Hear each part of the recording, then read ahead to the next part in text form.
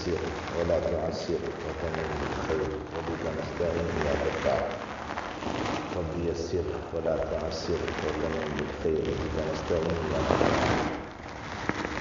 گناہ کے بارے میں بات چل رہی ہے کہ گناہ کی قسمیں ہیں، گناہ کبیرہ اور گناہ صغیرہ۔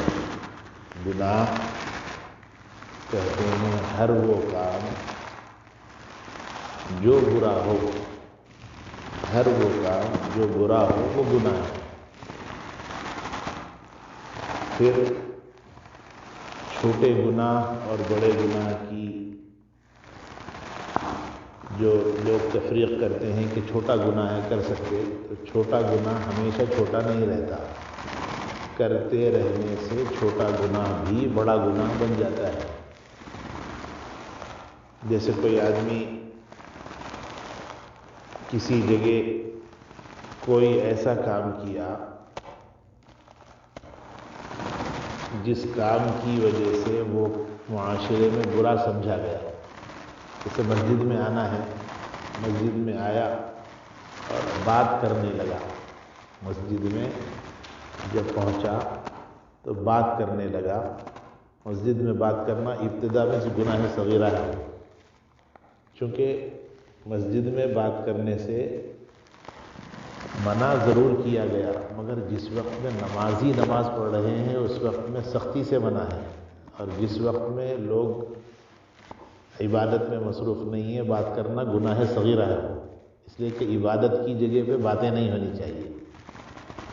مسلسل عادی ہو گیا تو پھر اب وہ گناہ چھوٹا نہیں رہا، وہ بڑا گناہ بن گیا، یعنی اس کے اندر جرأت آ گئی نا، اس آدمی کے اندر ہمت آنے سے یہ گناہ اب گناہ صغیرہ نہیں رہا۔ جیسے کسی کپڑے میں چھوٹا دھبا لگ گیا یا کسی کپڑے میں چھوٹا سا سوراخ پھٹن آ گئی، اس کو محفوظ رکھیں گے تو پھر وہ چھوٹا ہی رہے گا، اس کو بار بار استعمال کرتے رہیں گے تو پھر وہ چھوٹا چھوٹا نہیں رہے گا بلکہ وہ بڑا ہو جائے گا۔ اور گناہ کی جو اندر سے اس کی خوبی ہے یا اس کی خرابی ہے وہ یہ ہے کہ گناہ کرتے وقت میں خوب مزہ آتا ہے۔ کوئی بھی گناہ کیجیے، باہر بات کرنے میں اتنا مزہ نہیں آتا جتنا مسجد میں آتا ہے۔ اور گناہ کی مثال حضرات علماء اکرام نے یہ دی ہے کہ گناہ کی مثال انسان کو جسم میں کھجانا ہے۔ انسان کو جسم میں کھجانے میں جتنا مزہ آتا گناہ کرنے میں ویسے ہی مزہ آتا۔ کرتے وقت میں انسان کے اندر سے شوق پیدا ہوتا ہے، خواہش پیدا ہوتی ہے کہ میں یہ کام کروں، اور منع کرنے کے بعد بھی کرتا ہے، کیوں؟ اس لیے کہ اندر سے مزہ آتا ہے، لذت محسوس ہوتی ہے۔ کب تک؟ جب تک وہ گناہ جاری رہتا ہے، اور جب گناہ ختم ہوتا ہے تو ایسے ہی تکلیف ہوتی ہے جیسے انسان کو کھجانا ختم ہونے کے بعد ہوتی ہے۔ جیسے کسی جگہ ہاتھ پہ، پیر پہ، ران پہ، جسم کے کسی حصے پہ اندر سے کھجلی پیدا ہوئی تو کھجاتے وقت میں تو فی الفور مزہ آتا ہے، اچھا لگتا ہے کھجانا۔ ابتدا میں اس کو انسان سیل آتا ہے، پھر تھوڑی دیر کے بعد اس کے اندر تھوڑی اور طاقت لگا کے ہلکا سا اور دبا کے کھجاتا، اور مزہ جب آیا تو پھر اپنے ناخن بھی لگاتا۔ جب کھجانا ختم ہو گیا تو وہ تو زخم بن گیا۔ فرمایا کہ بالکل ایسے ہی ہے گناہ کا معاملہ، کہ انسان جب گناہ کرتا ہے تو گناہ کرتے وقت میں فی الفور تو مزہ آتا ہے، یعنی اچھا معلوم ہوتا، اور کوئی منع کرے تو منع کرنے والا برا دکھائی دیتا اس کی نظر میں، ارے آپ کیوں روک رہے ہیں مجھے؟ اسے مسجد کے اندر بات نہیں کرنا مثال کے طور پر چھوٹا گناہ ہے، مگر بات کوئی کر رہا ہے تو اس کو روکنا چاہیے۔ روکتے ہیں تو اس کو تکلیف ہوتی، کیوں بھائی میں کیا غلط کر رہا ہوں؟ مطلب یہ ہے کہ ایسے ہی ہے وہ، جیسے کھجا رہا ہے تو کھجانے والے کو منع کرتے ہیں تو کھجانا بند نہیں کرتا، تو کسی طرح سہلائے جیسا کر کے چھپا کر کسی طرح کھجاتا ہے، تو جب کھجلی اس کی ختم ہو جاتی ہے تو پھر اندر سے وہ زخم بن کر جلنے لگتا ہے۔ ایسے ہی معاملہ گناہ کا بھی، کبھی بھی کوئی گناہ نہیں کرنا چاہیے۔ جیسے کل کے سبق میں بات آئی تھی کہ بڑے بہت سارے گناہ ہیں، کوئی بھی کام لوگوں کو دکھانے کے لیے کرنا گناہ ہے، کوئی بھی کام، کہ میں نماز پڑھ رہا ہوں لوگ مجھے نمازی کہیں گے، میں خیرات کر رہا ہوں مجھے لوگ سخی کہیں گے، میں بیان کر رہا ہوں لوگ مجھے اچھا مقرر کہیں گے. یہ ساری چیزیں گناہ ہیں، گناہ کبیرہ. شرک کرنا گناہ ہے، ماں باپ کی نافرمانی کرنا گناہ ہے، کسی کو اپنے سے کمتر سمجھنا گناہ ہے، ہٹا کٹا صحت مند ہے، محنت کر کے نہیں کھاتا، مانگ کر کھاتا ہے، مانگ کر کھانا گناہ کبیرہ ہے، جانتے بوجھتے نمازیں چھوڑنا گناہ کبیرہ ہے. گناہ کی ایک لمبی فہرست ہے. حق مار لینا گناہ کبیرہ ہے، گالی دینا گناہ کبیرہ ہے، طعنہ دینا گناہ کبیرہ ہے، بے حیائی کے کام کرنا گناہ کبیرہ ہے. اور گناہ کبیرہ کا مطلب یعنی ایسے گناہ جن گناہوں کے کرنے کے بعد توبہ کا موقع نہیں مل سکا یا توبہ کی توفیق نہیں ہو سکی. دونوں چیزیں ممکن ہیں. اور یہ یوں ہی مر گیا تو جب تک یہ جہنم میں جل کر نہیں نکل جاتا اس وقت تک اس کے جنت میں ٹھکانے مقرر نہیں کیے جاتے. اس لیے کہ پہلے وہ کام ہے، وہ کیجیے تو یہ کرنا ہے، وہ نہیں ہوا تو یہ آپ کا نہیں ہو سکتا، پینڈنگ رہے گا یہ کام. ہر گناہ سے بچنے کی پوری کوشش کرنا چاہیے. کوئی بھی گناہ، کوئی دیکھے نہ دیکھے، اللہ ضرور دیکھ رہا ہے. کسی اللہ والے سے کسی نے پوچھا کہ گناہ کی طبیعت چاہتی ہے اور کر لے تو کیا حرج ہے؟ تو فرمایا کہ گناہ ہے، کوئی دیکھے نہ دیکھے. ایسی جگہ جا کر گناہ کرو جہاں کوئی نہ دیکھے تو ٹھیک ہے، مگر اللہ وَهُوَ مَعَكُمْ أَيْنَمَا كُنْتُمْ، اللہ فرماتے ہیں اللہ تو تمہارے ساتھ ہر جگہ ہے جہاں تم رہو. گندی سے گندی جگہ پر بھی ہے تو اللہ کا علم موجود ہوتا ہے وہاں پر. جیسے بیت الخلاء میں بھی اگر ہم جا کر کوئی گندا کام کرتے ہیں تو وہاں پر اللہ کا علم ہوتا ہے کہ اللہ کو معلوم ہے ہم کیا کر رہے ہیں، اور اللہ ہر چیز اس کو نوٹ کروا رہے ہیں. تو اس لیے کوئی بھی گناہ صغیرہ سمجھ کر نہیں کرنا، اور گناہ کبیرہ سے تو بہرحال بچنا.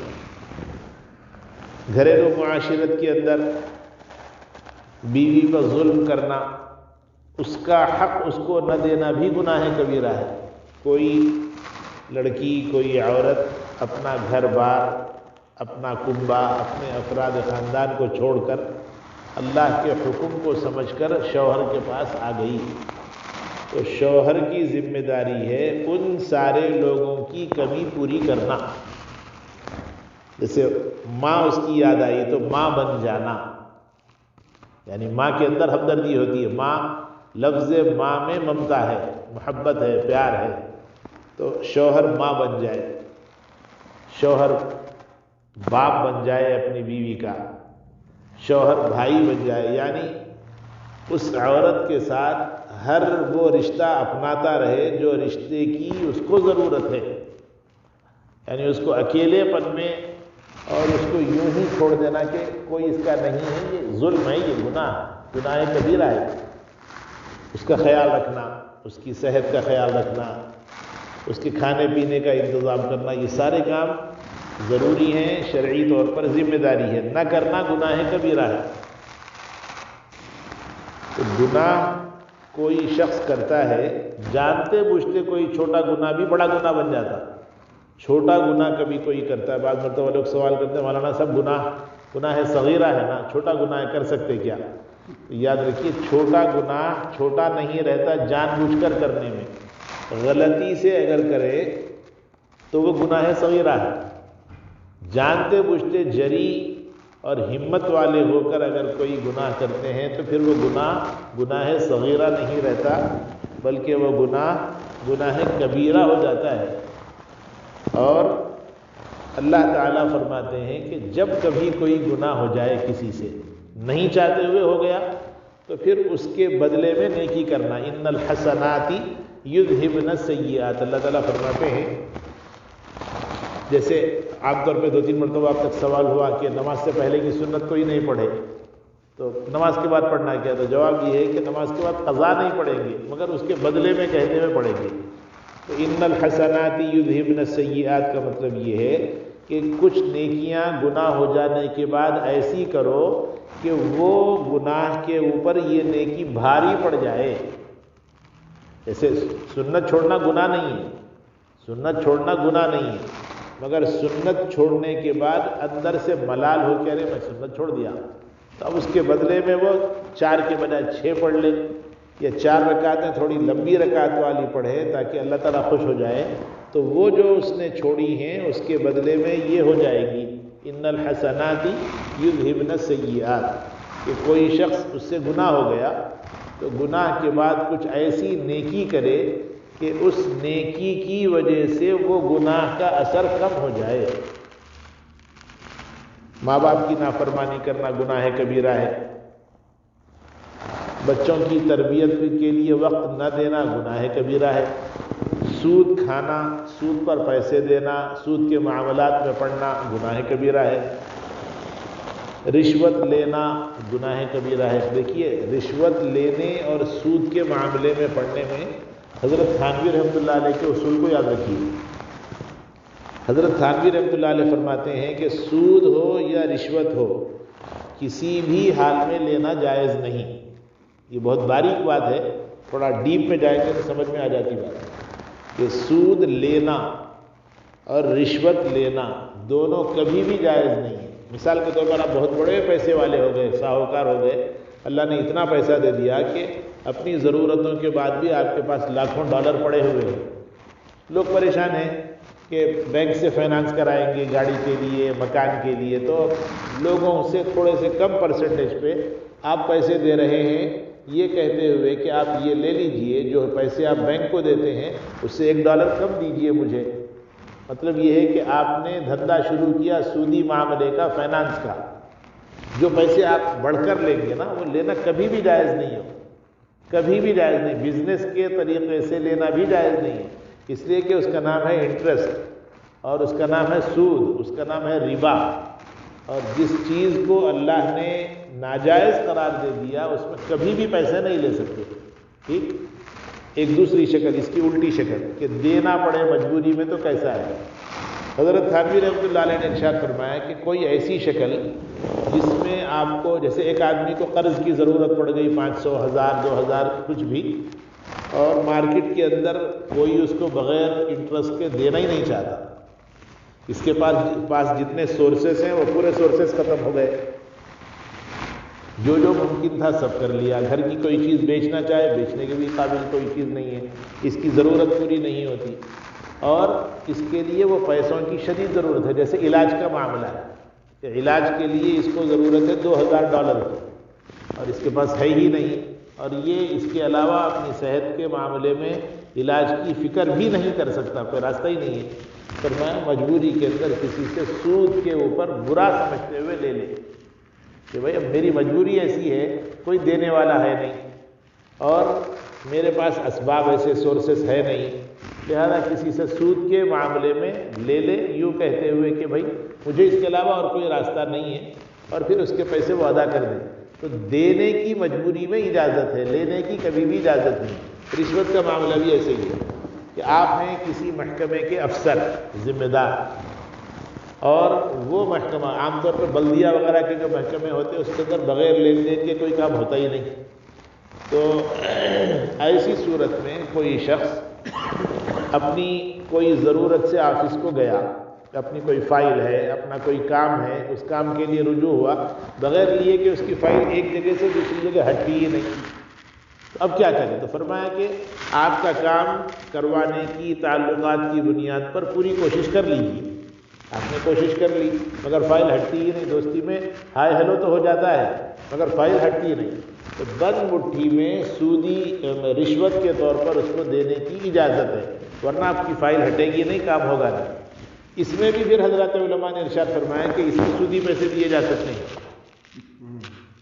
کیونکہ خراب کام ہے، خراب پیسہ دیجیے آپ. تو سودی، جیسے ہر انسان کے بینک اکاؤنٹ ہوتے ہیں، بینک اکاؤنٹ میں نہ چاہتے ہوئے بھی کچھ پیسے سودی سیونگ اکاؤنٹ وغیرہ میں آ جاتے ہیں.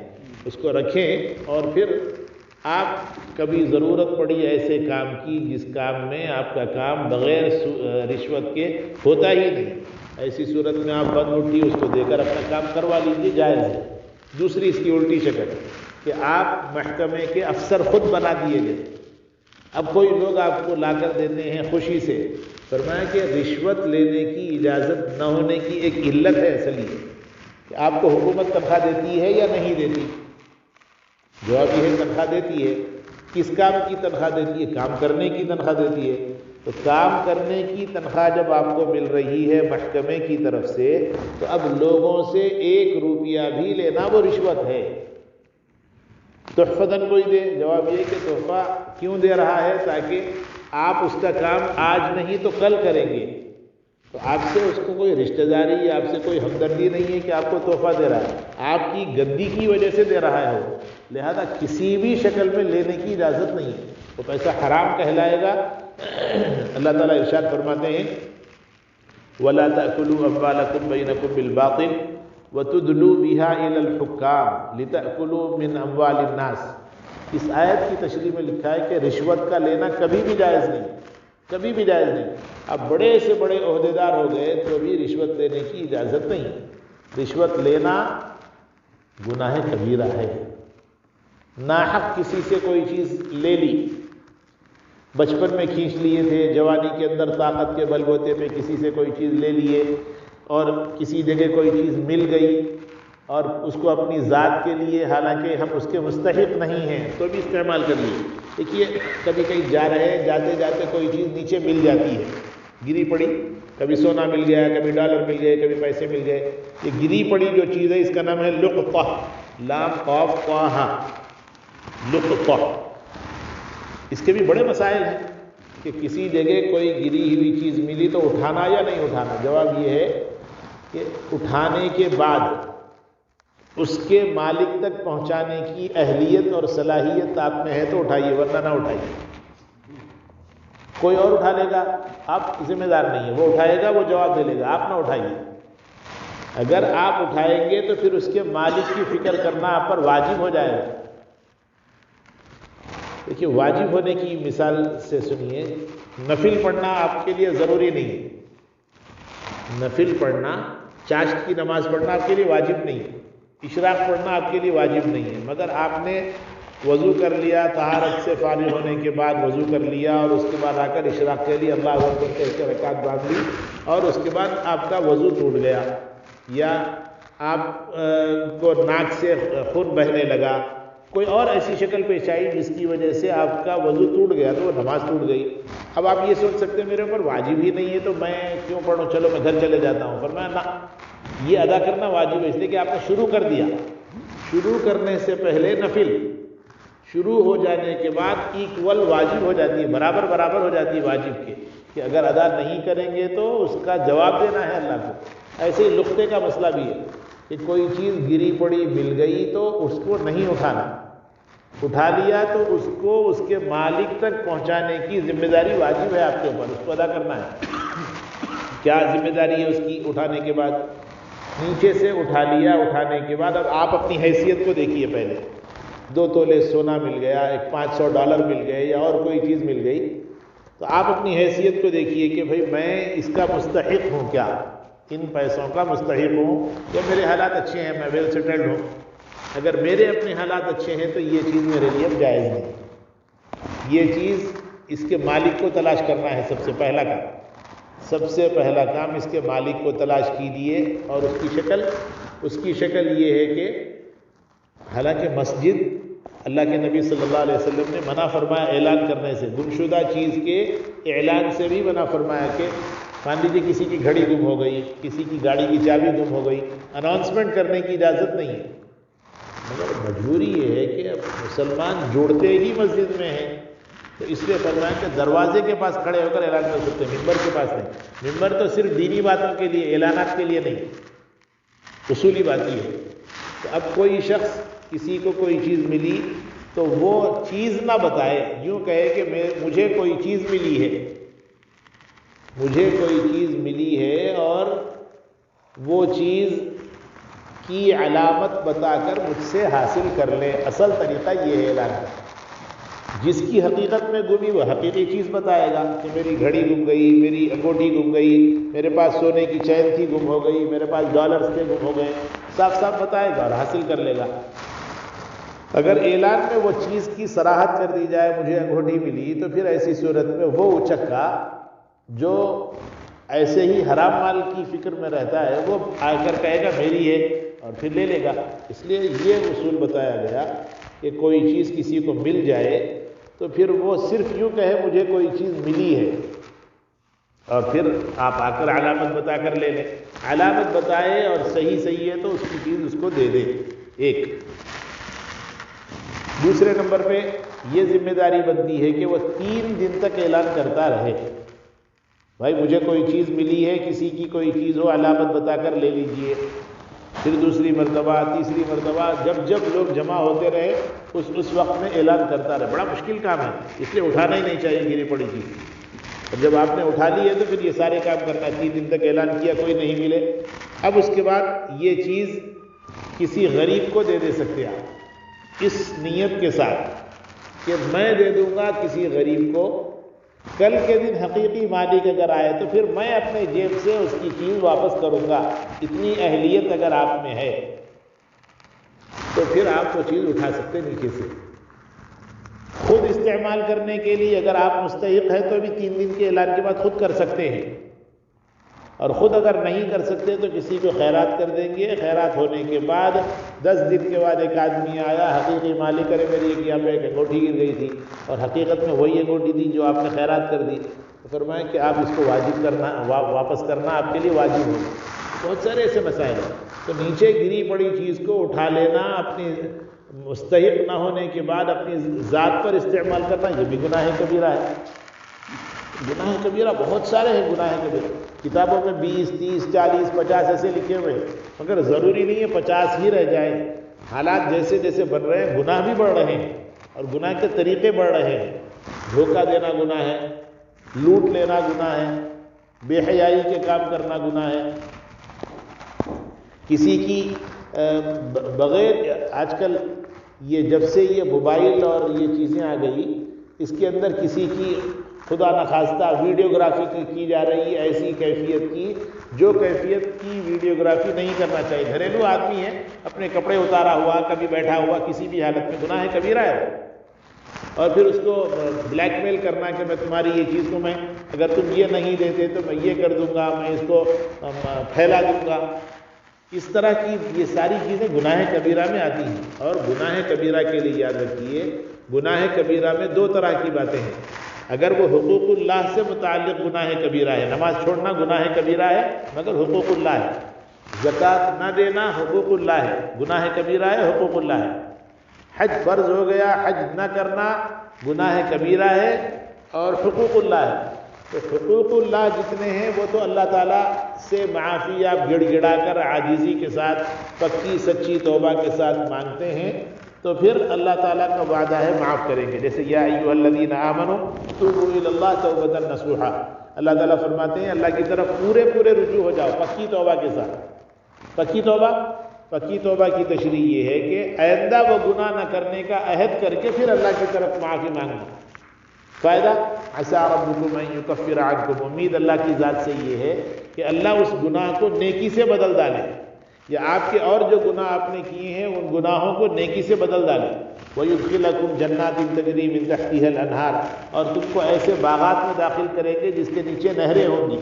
یوم لا یخزی اللہ النبی والذین آمنوا معہ، جس دن اللہ ایمان والوں کو بھی اور نبی کو بھی رسوا نہیں کریں گے، وہ دن وہ توبہ کام آئے گی۔ نورہم یسعی بین ایدیہم وبایمانہم، جن کے آگے، جن کے پیچھے، جن کے اوپر، جن کے نیچے نور ہی نور، روشنی ہی روشنی ہوگی۔ اور وہ یوں کہیں گے اللہ کے پاس پہنچ کر ربنا، نورہم یسعی بین ایدیہم وبایمانہم یقولون ربنا اتمم لنا نورنا واغفر لنا، اے پروردگار آپ نے اپنا نور ہمارے لیے مکمل کر دیا، اب ہماری مغفرت کر دیجیے، انک علی کل شیء قدیر، آپ ہر چیز پر قدرت رکھنے والے ہیں۔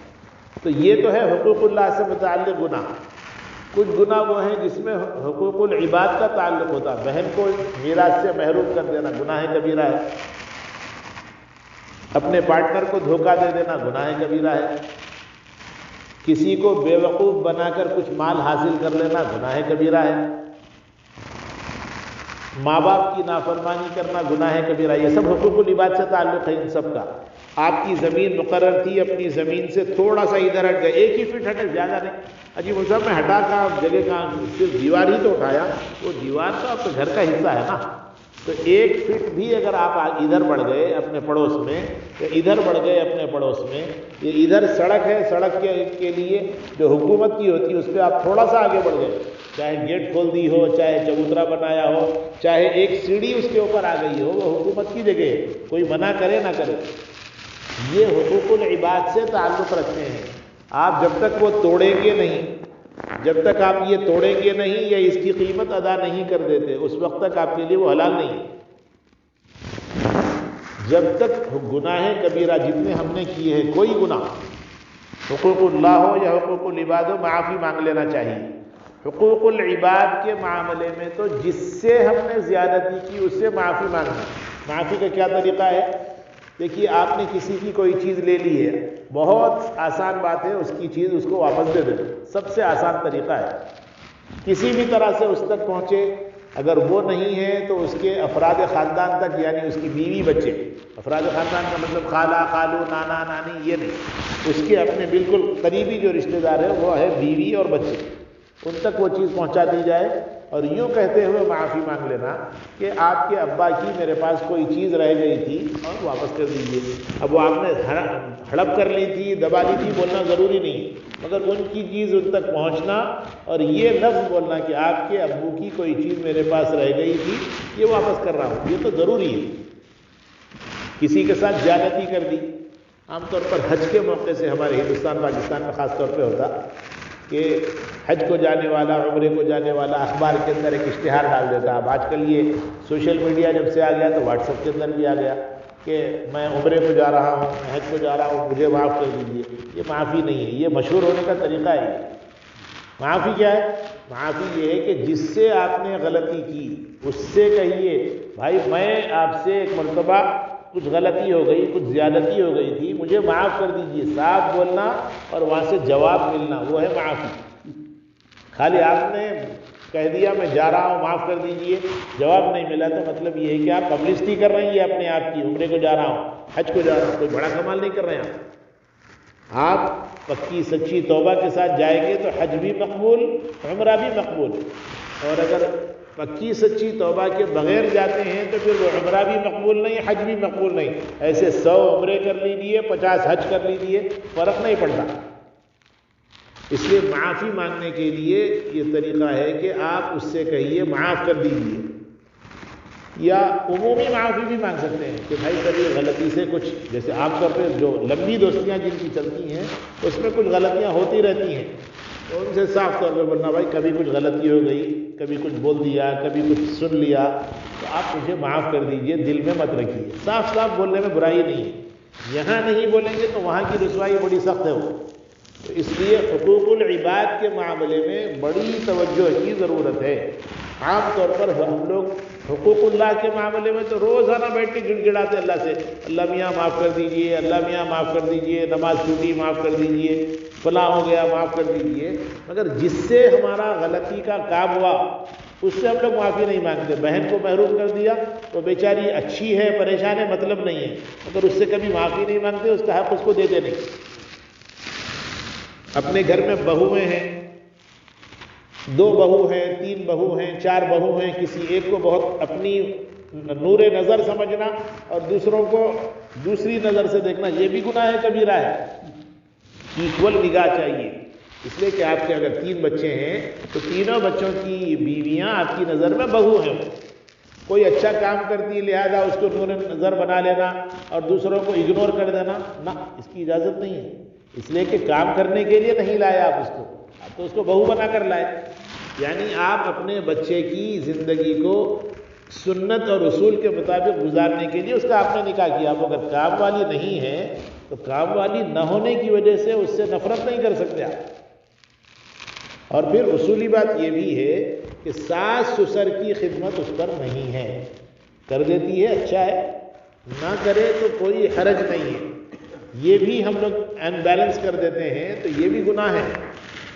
بیٹیاں ہیں، 2 بیٹیوں میں 3 بیٹیوں میں ایک بیٹی مال والی ہے، ایک بیٹی تھوڑی سی غریب ہے، اس کو نظر انداز کرنا یہ بھی گناہ ہے، کبیرہ ہے۔ ایک نگاہ سے دیکھنا یہ بھی ضروری ہے۔ فطری طور پہ کسی سے محبت ہو گئی، کسی کی طرف آپ کا میلان ہو گیا، جھکاؤ ہو گیا، محبت میں الگ چیز ہے۔ جانتے بوجھتے آپ یہ مال والی ہے اس کو اہمیت دے رہے ہیں، یہ غیر مال والی ہے اس کو اہمیت نہیں دے رہے ہیں، وہ بیٹا کام والا ہے اس کو اہمیت دے رہے ہیں، یہ بیٹا کام والا نہیں ہے اس کو اہمیت نہیں دینا، یہ بھی گناہ ہے، کبیرہ ہے۔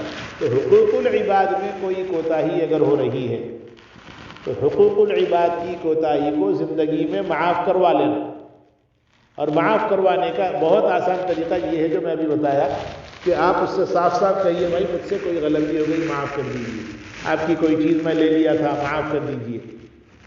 اور معافی مانگنا اچھا ہے، اللہ کو پسند ہے۔ حدیث شریف میں ہے، اللہ کے نبی صلی اللہ علیہ وسلم نے ارشاد فرمایا کہ کوئی شخص توبہ کرتا ہے، معافی مانگتا ہے تو اللہ کی نظر میں ایسا ہے جیسے اس نے کوئی گناہ نہیں کیا۔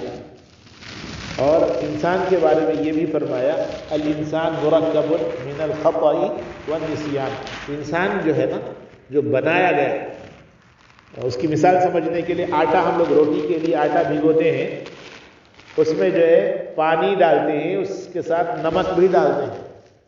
آٹا تو آٹا ہے، اس کے اندر تھوڑا سا نمک ڈالتے ہیں اور پھر اس کو پانی ڈال کے اس کے بعد اس کو اچھی طرح ملاتے ہیں۔ تو ایسے ہی اللہ تعالیٰ نے انسان کی جو مٹی کی بنائی، مٹی سے جو اس کا جسم بنایا، اس کے اندر بھول کا ایک مادہ ڈالا اس میں، یعنی بھولتے رہتا ہے انسان۔ ایک ہے کاہلی سے بھولنا، ایک قدرتی طور پہ بھولنا۔ کاہلی سے بھولنا ہماری غلطی ہے، قدرتی طور پہ بھولنا اللہ تعالیٰ کبھی بھلا دیتے ہیں، تو وہ بھولنا برا نہیں ہے۔ اپنی کاہلی سے چھوڑ دینا، بھول جانا، جانتے بوجھتے بھولنے کی کوشش کرنا وہ برا ہے۔ تو ہر انسان کے جسم کے لیے اللہ نے جو مٹی لی ہے، وہ مٹی کے اندر اللہ نے بھول کا مادہ ڈالا اور غلطی کا مادہ بھی ڈالا اس کے اندر، کہ انسان سے غلطی ہوتی رہتی ہے، نماز پڑھتا ہے، توبہ کرتا ہے، عاجزی کرتا، روتا دھوتا، پھر کچھ دیر کے بعد پھر گناہ ہو جاتا۔ تو گناہ ہونا ٹھیک ہے، مگر گناہ کے بعد توبہ کے لیے دیر کرنا گناہ ہے۔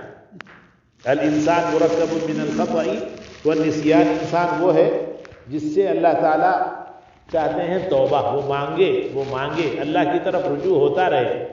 تو غلطی اگر ہماری اللہ سے ہوئی ہے تو اللہ سے معافی مانگے، اور اگر ہماری غلطی حقوق العباد میں ہوئی ہے تو پھر حقوق العباد کے معاملے میں جو کوتاہی ہوئی، جس سے ہوئی، اس سے صاف صاف معافی مانگ لینا، اور پھر اللہ سے بولنا اللہ نے میں معافی مانگ لیا، بہن کا حق دے دیا، بھائی کا حق دے دیا، پڑوس کے ساتھ زیادتی کی تھی، اللہ میں نے معافی مانگ لی، کسی پارٹنر کو دھوکہ دے دیا، اللہ میں نے معافی مانگ لی، آپ معاف کر دیجیے۔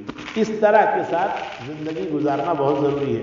زندگی بہت تھوڑی ہے، تھوڑی زندگی ہے، مگر اس کے اوپر جو نتائج آنے والے جنت اور دوزخ کے وہ بہت بڑے ہیں۔